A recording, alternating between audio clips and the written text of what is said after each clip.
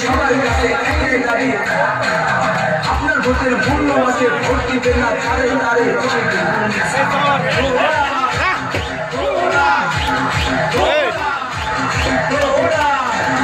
এবার সবাই কেটে ঘোরা